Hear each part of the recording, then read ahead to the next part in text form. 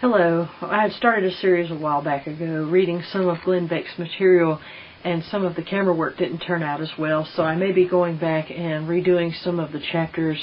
They may not always necessarily be in order, but I think sometimes it's good to have a way of communicating with people that isn't just on a weekly basis when it comes to some of the things that are going on in politics.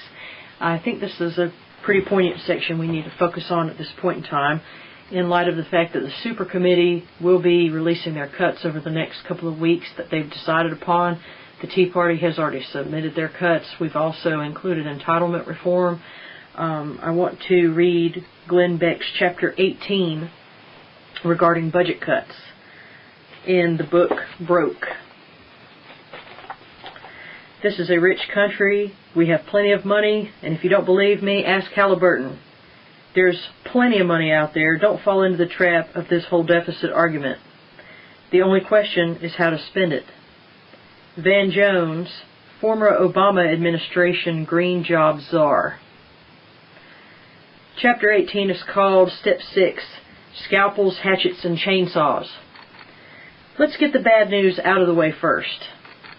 There is no small answer to our problems. We've known about our disease for decades now, and yet you've never gone to see a doctor. We knew surgery would be the only answer, so we kept waiting, kept procrastinating, kept hoping for a miracle cure, but it never came.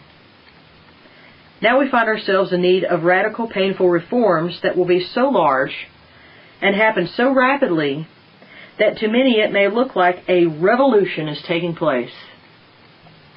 Not with blood and violence, but with policies and ideas.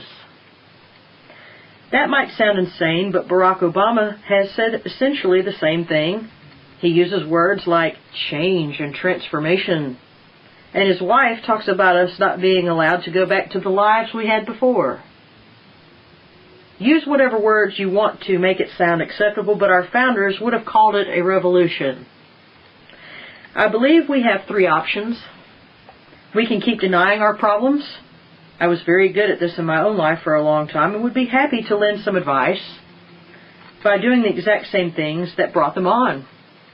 We can give up, which is what many people are hoping and expecting us to do. Or we can take them head on and realize that whatever pain we endure is just delayed payment for our decades of extravagance. I choose to take them head on. I choose to fight and sacrifice for what I believe in. If you agree, then I have a few ideas on how to get us started. Just stop. Believe it or not, it's a lot harder than you might think to balance our budget. That in itself is concerning, since it shouldn't take this much sacrifice to get a budget.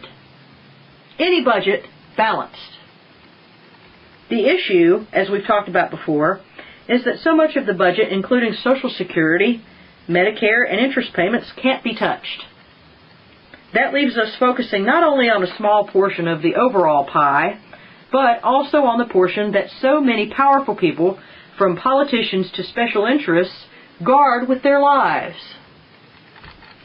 There is plenty of pain to go around, and plenty of ways to divide that pain up, but make no mistake, we're all going to have to share in it.